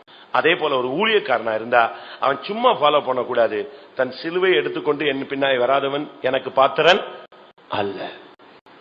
இயேசு கிறிஸ்து இந்த உலகத்தில் இருக்கும்போது அவரே ஒரு பிரசங்கம் பண்ணாரு. ஒரு வீட்டுக்கு போங்க, அந்த வீட்டுக்கு ஜெபம் பண்ணுங்க. ஊழியக்காரங்க வீட்டுக்கு வர்றதுக்கு நோக்கத்தை உங்களுக்கு சொல்லிடுறேன். ஒரு சிலர் தவறான நோக்கத்தோட வந்தாங்களா எனக்கு தெரியாது. ஒரு சிலர் காசுக்காக போயிருந்தாலும் அது தவறு. காசுக்காக விசிட்டிங் பண்ணவும் கூடாது. அதனாலதான் சிபிஎம்ல ஒரு பிரமாணமே உண்டு, முதல் 10ஆம் தேதி வரைக்கும் என்ன செய்யாத, எங்க போகாத, விசிட்டிங்க போகாத, சம்பளம் வாங்கின உடனே காசுக்கு வந்துட்டான்னு நினைச்சிடக்கூடாது அப்படின்னு. அவசியமான ஒரு வீடை விசிட் பண்ணலாம். ஆனா பைபிள் சொல்லுகிறது, ஒரு வீட்டில் பிரவேசித்து அந்த வீட்டை என்ன செய்யுங்கள், வாழ்த்துங்கள். அப்படி நீங்கள் வாழ்த்தும் பொழுது அந்த வீட்டுக்கு சமாதானத்தை கூறுங்கள். அப்படி நீங்கள் சமாதானத்தை கூறும் பொழுது அந்த வாழ்த்துக்கும் சமாதானத்துக்கும் ஒருவன் அந்த வீட்டில் உள்ளவன் பாத்திரனா இருந்தால் நீ சொல்ற வாழ்த்தும் சமாதானமும் அந்த வீட்டில் என்ன செய்யும், தங்கும். அந்த வீட்டில் இருக்கிற விசுவாசி அந்த வாழ்த்துக்கும் அந்த ஆசீர்வாதத்துக்கும் சமாதானத்துக்கும் பாத்திரன் இல்லாவிட்டால் நீ சொன்ன வாழ்த்துதலும் சமாதானமும் உன்னோடைய திரும்ப என்ன செஞ்சிடும், வந்துடும். இருக்கா அப்படி வசனம்? வாசிங்க. மத்தேயு 10:12-13. மத்தேயு 10:12-13, லூக்கா 10:6. இப்படி வரிசையா நீங்க எல்லா இடத்துலயும் பார்க்கலாம். வாசிங்க. ஒரு வீட்டுக்கு பிரவேசிக்கும் போது அதை வாழ்த்துங்கள். அந்த வீடு பாத்திரமா இருந்தால் நீங்கள் கூறின சமாதானம் அவர்கள் மேல் வரக்கடவது. அவ்வாத்திரமா இருந்தால் நீங்கள் கூறின சமாதானம் உங்களிடத்திற்கு திரும்ப கடவது. அந்த வீடு அந்த வீட்டுல உள்ளவங்க வந்து கரெக்டா இல்லன்னு சொன்னா நாங்க போய் ஆண்டவரை நீர் அற்புதம் செய்யணும்னு நீங்க ஆமேன் ஆண்டவரை ஒரு 10 ஒரு ஆமனுக்கு 15 ஆமேன் போடலாம், எழுப்புதலா இருக்கும். ஆனா அதுக்கு தகுதி இல்லைன்னா அந்த ஆசீர்வாதம் என்ன செய்யாது, அங்க தங்காது, ஏன் கூட வந்துடும். இதான் உண்மை. பைபிள் அப்படித்தான் சொல்லுது. ஒரு வீட்டுக்கு போங்க, அந்த வீட்டை வாழ்த்துங்க, அந்த வீட்டை ஆசீர்வதிங்க, அந்த வீட்டில் உள்ள கட்டுகளை அவிழ்த்து விடுங்க, அந்த ஜனங்களுக்கு சாபத்தை மாத்தி விடுங்க. ஆனா அதுக்கு ஏற்ற லைஃப் அவங்களுக்கு இருந்துச்சு, அந்த வீடு ஒரு தேவ சமூகத்தோடு இருந்துச்சுன்னா நீ சொல்றது எல்லாமே அந்த வீட்டில் என்ன செய்யும், தங்கும். நீங்க ஜெபிச்சுட்டு வந்த பிறகு அந்த வீட்டில் ஒரு இளைப்பாறுதல் இருக்கும். நீங்க பேசிட்டு வந்த உடனே அந்த வீட்டில் ஒரு சமாதானம் இருக்கும். நீ ஜெபிச்சுட்டு வந்த பிறகு அந்த வீட்டில் உள்ள பிரச்சனை நீங்கிரும், வியாதி போயிடும். அப்படின்னு சொன்னா இந்த ஊழியக்காரன் வந்ததுனால உனக்கு பிரயோஜனம் இருக்குன்னு அர்த்தம். அப்படி ஒண்ணுமே இல்ல அப்படின்னா பாஸ்ட் வந்து ஜெபிச்சும் ஒன்னும் ஆகலன்னு ஒரு சிலர் நீங்க வந்து சாட்சி சொல்லுவான். பாஸ்ட் வந்து ஜெபிச்சதுனால ஒன்னும் ஆகல, நீ அங்க பிரேக் டவுன்ல இருக்கிறன்னு அர்த்தம். அதை புரியணும் ஃபர்ஸ்ட். ஒரு சிலர் சொல்லுவாங்க, நான் வந்தேன், பாஸ்டர் சொன்னேன், ஜெபித்தேன், கிடைக்கவே இல்லை. அக்காவிடம் போனேன், அது கிடைக்கவே இல்லை. சின்ன பாஸ்டர்ட்ட போனேன், கிடைக்கவில்லை. சாட்சி இங்க வந்து எல்லாத்தையும் மொத்தமா கூண்டுல ஏத்தி விட்டு போயிடுவான். வசனம் சொல்லுது, நீ உன் வீட்டுக்கு அவங்க வந்தாங்க, அந்த வீட்டுல வந்து சொன்ன போது அதுக்கு நீ பாத்திரனா இருந்தால் அது உன் வீட்டுல என்ன செய்யும், அது உன் வீட்டுல தங்கும். அப்படித்தான் பைபிள் சொல்லுது. நான் ஒன்னும் புதுசா ஒன்னும் பிரசங்கம் அல்ல, பைபிள்ல உங்க கையில் உள்ள பைபிள்ல தான் சொல்லிருக்கு. நீங்கள் ஒரு வீட்டில் பிரவேசித்து அதை வாழ்த்துங்கள், அந்த வீட்டில் இருக்கிற சாபம் போயிடும். அந்த அளவு நீங்க உங்களை ரெடி பண்ணிக்கிட்டு. இதுதான் சத்தியம். எந்த தகுதியும் இல்லாத நம்மை கர்த்தர் கொண்டு வந்து பல காரியங்களுக்கு தகுதியாய் மாற்றி இருக்கும் பொழுது நாம் திரும்ப போய் கழுவப்பட்ட பன்றி சேற்றுக்குள்ள போய் நம்ம ஜீவித்தை கெடுக்கிறது போல நாம் மறுபடியும் நியாய தீர்ப்புக்கு பாத்திரராய் போகாதபடி நம்முடைய சிலுவையை எடுத்துக்கொண்டு ஆண்டவரை மாத்திரம் நேசித்து ஆண்டவருடைய ஆசீர்வாதம் நம்முடைய வீட்டில் தங்கக்கூடிய ஒரு பாத்திரலாக நாம் மாறும்படியாக தேவன் இந்த காலை வேளையில் நம்மோடு வார்த்தைகளை அனுப்பி கொண்டிருக்கிறார். கடைசியாக லூக்கா எழுதின சுவிசேஷம் 7ஆம் அதிகாரம் 4ஆம் வசனம். அவர்கள் இயேசுவினிடத்தில் வந்து அவரை கருத்தாய் வேண்டிக் கொண்டு, நீர் இந்த தயவு செய்கிறதற்கு அவன் பாத்திரனாய் இருக்கிறான். பாருங்க, இயேசுவினிடத்துல யூதர்கள் இருக்கிற மூப்பர்கள்லாம் வந்து ஒரு மனுஷனுக்காக வந்து பரிதபிச்சு பேசுறாங்க. ஆண்டவரே, நீங்க அவன் வீட்டுக்கு வரலாம், நீங்க அவனை வீட்டை ஆசீர்வதிக்கலாம், நீங்க இந்த காரியத்தை செய்யறதுக்கு அவன் தகுதி உள்ளவன் பாத்திரன்னு சொல்றாங்க. அதுக்கு 2 காரணம் அவங்க சொல்றாங்க. அதான் முக்கியம். நான் அதைத்தான் உங்க முன்னால வைக்க விரும்புகிறேன். அவங்க சொல்லி 2 காரியத்தை சொன்னாங்க. ஆண்டவரே, நீர் இந்த உதவியை செய்யறதற்கு அந்த மனுஷன் பாத்திரன். எந்த மனுஷன்? அந்த 100க்கு அதிபதி. இயேசு இவைகளை சொன்ன பின்பு அங்க வர்றார். அவருக்கு அப்புறம் உங்களை நின்றுட்டு இருக்கிறார். அங்க ஒரு பெரிய வேலை, ஒரு 100க்கு அதிபதியினுடைய வேலைக்காரன் பயங்கர கஷ்டப்படுறான். இப்ப அவனுக்கு என்ன பண்ணுன்னு தெரியல. இயேசு போய் கூப்பிடுற அளவுல அவனுக்கு பரிசுத்தமோ கிடையாது, ஆண்டவரோட அறிமுகமும் கிடையாது. அதனால யூதர்களுடைய மூப்பர்களை கூப்பிட்டு சொன்னா, நீங்க போய் கொஞ்சம் ஒரு ஜெபம் பண்ண சொல்லுங்களேன், என் வேலைக்கார சுகமாகட்டுமே. அப்பதான் அவங்க போய் சொல்றாங்க, ஆண்டவரே, நீர் இவனுக்கு தயவு செய்கிறதற்கு இவனுக்கு சான்ஸ் இருக்கு. நீங்க மகா பரிசுத்தமான தெய்வம், மனுஷனாய் வந்த தெய்வம், நன்மை செய்கிறவராய் சுற்றி திரிகிறவர்.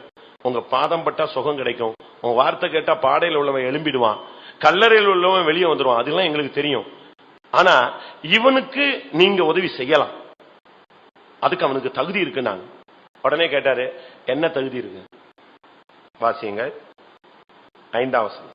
அவன் நம்முடைய லூக்கா 7:5.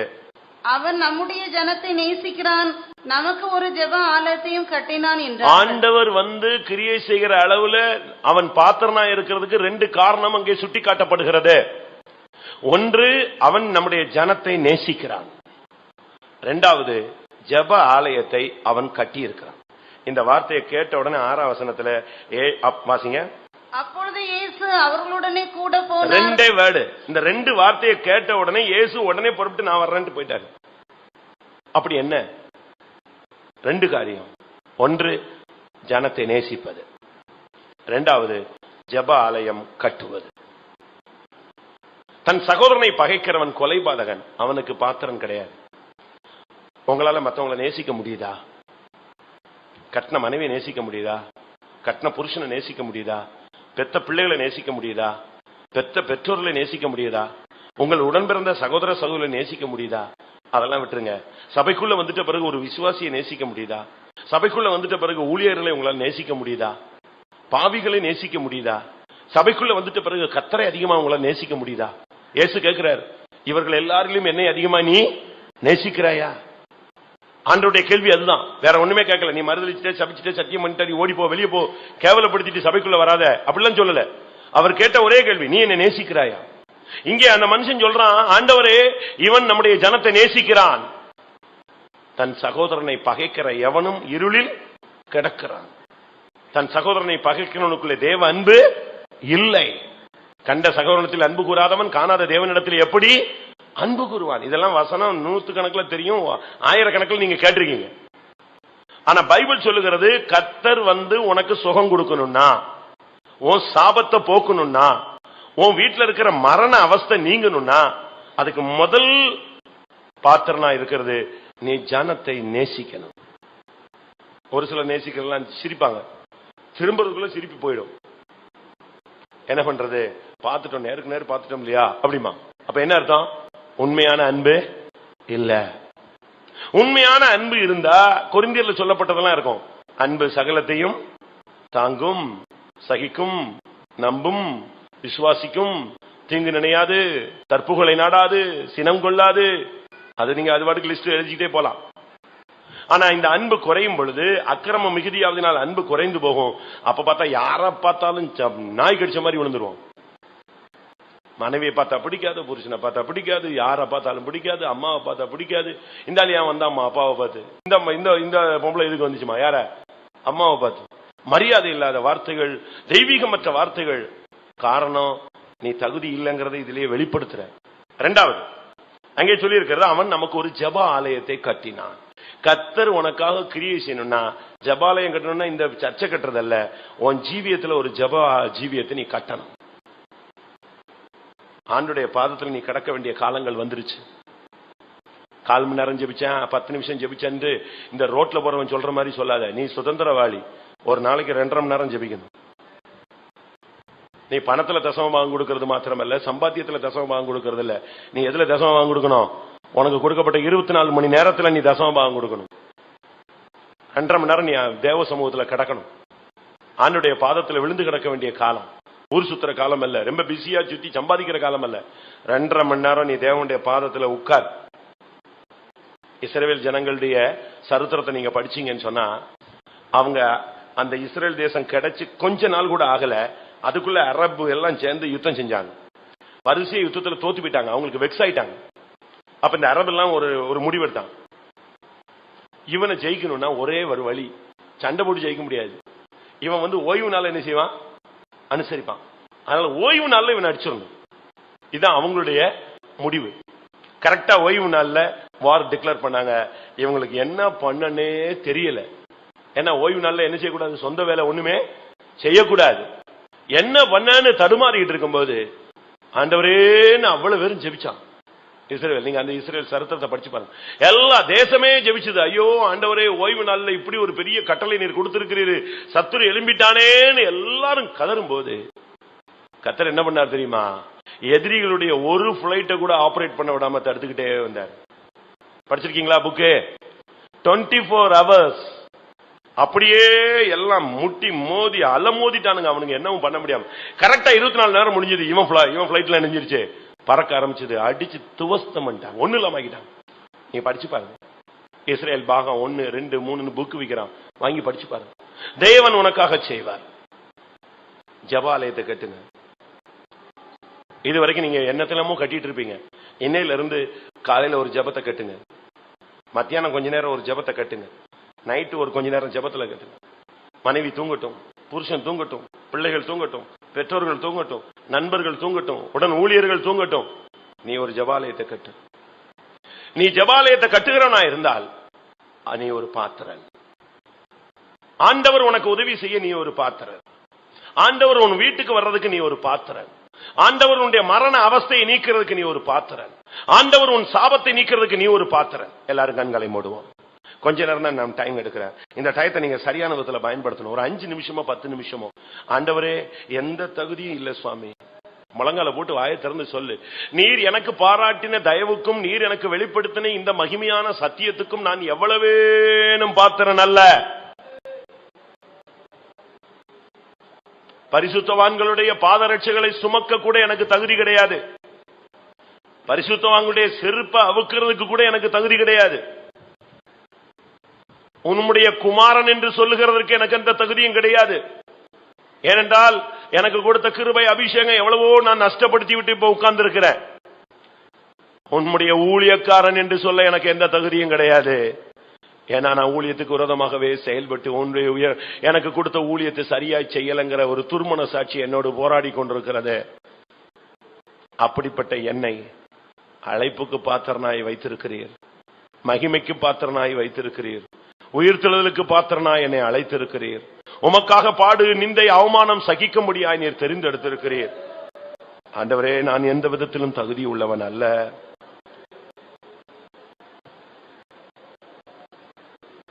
நான் அடிகளுக்கு பாத்திரன் ஆண்டவரே, நான் மரணத்துக்கு பாத்திரன் ஆண்டவரே, கொடிதான ஆக்கினைக்கு நியாய தீர்ப்புக்கு பாத்திரன் ஆண்டவரே.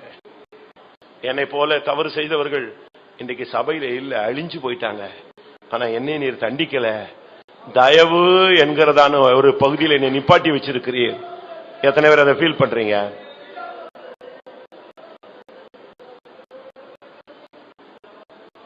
எத்தனை பேருக்கு அதை தெரியும்? ஒரு ஆக்சிடென்ட் ஆச்சு, 38 பேர் செத்தாங்க. ஒருத்தன் தப்புனா அவன் ஒரு விசுவாசி. எப்படி இருக்குன்னு யோசிச்சு பாருங்க. அவ்வளவு பேரும் ஜட்ஜ்மெண்ட் மாதிரி ஆயிட்டாங்க. ஆனா ஒரு ஆள் தப்பிட்டான். அவனை மனுஷகுமாரனுக்கு முன்பாக நிற்க கர்த்தர் பாத்திரனாய் வைத்திருக்கிறார்.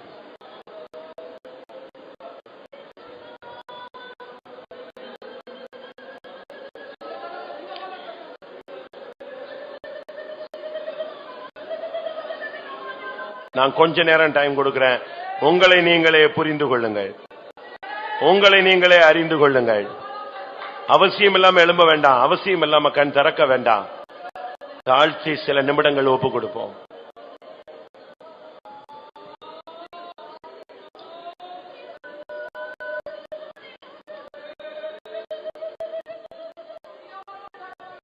ஆண்டவரே உம்முடைய பிள்ளை, உம்முடைய ஊழியன், உம்முடைய விசுவாசி என்று சொல்லுகிறதுக்கு நீர் என்னைக்கு தகுதிப்படுத்தினாலும், ஆனா என்னுடைய செயலோ என்னுடைய ஊழியத்தின் கிரியைகளோ நான் பாத்திரன் அல்ல என்பதை எனக்கு உணர்த்துகிறது.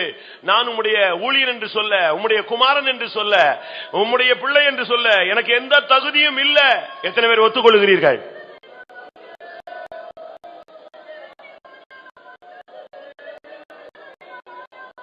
ஆண்டவரே, இந்த சத்தியத்தை அறிந்த பின்பும், இந்த உபதேசத்துக்குள் வந்த பின்பும், என்னை நீர் அபிஷேகித்த பின்பும், எனக்கு தரிசனங்கள், வெளிப்படுத்தல்கள், கிருபைகள் தந்த பின்பும் நான் அதுல உண்மையா இல்லை. இன்றைக்கு நான் அடிகளுக்கு பாத்திரனாக, நியாய தீர்ப்புக்கு ஏதுவாக, மரணத்துக்கு பாத்திரனாய் உம்முடைய சன்னிதானத்திலே காணப்படுகிறேன் என்று எத்தனை பேர் ஒத்துக்கொள்கிறீர்கள்?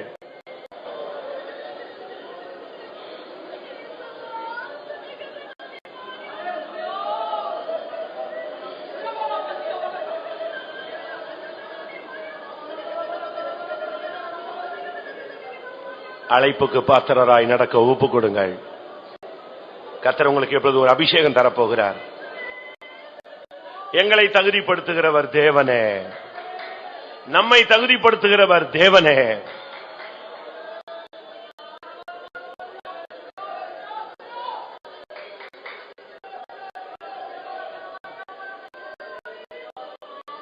உன் கையிலே ஒரு சுவிசேஷம் ஒப்பு கொடுக்கப்பட்டது. அது மகிமையின் சுவிசேஷம். அந்த சுவிசேஷத்துக்கு நீ பாத்திரனாய் நடந்து கொள். உனக்கு கிருபைகள், வரங்கள், வல்லமைகள், ஆசீர்வாதங்களுக்கு கொடுத்தார். அதுக்கு பாத்திரனாய் நடந்து கொள். எப்பொழுதும் எக்காலம் தொனிக்கலாம். மனுஷகுமாரனுக்கு முன்பாக நிற்க பாத்திரனாய் மாற்றிக்கொள்.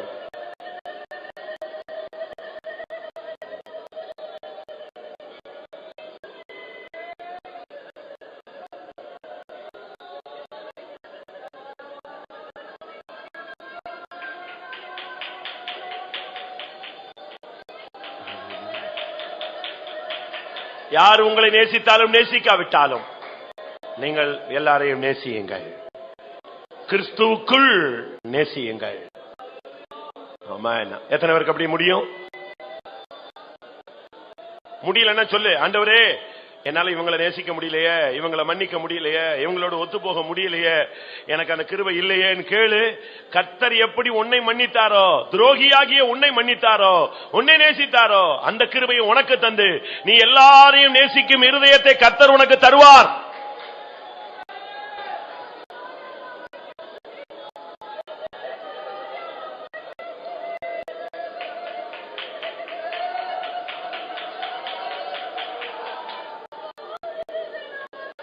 ஜப ஆலயத்தை கட்டுங்கள்.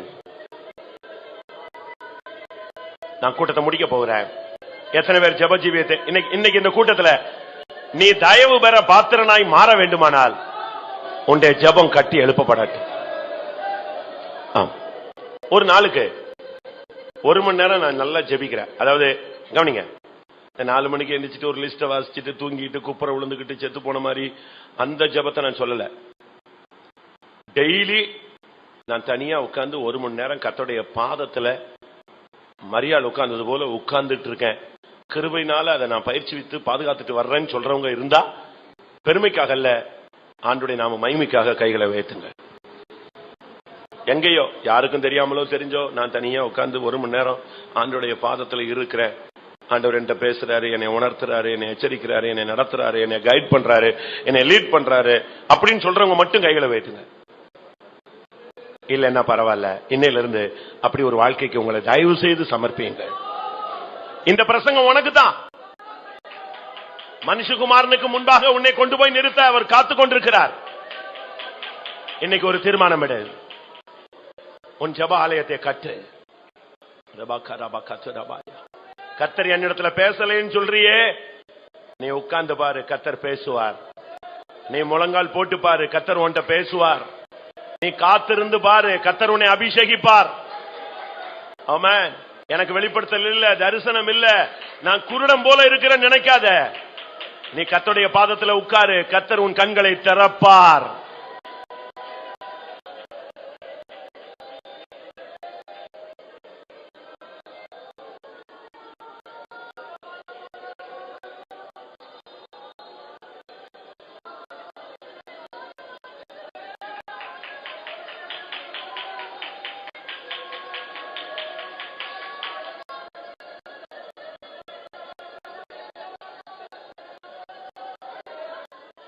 ஹல்லேலூயா. ஊழியம் செய்திடும் சொந்த குமாரனை தந்தை தன் அன்பினால் கடாட்சிக்கும் வண்ணமே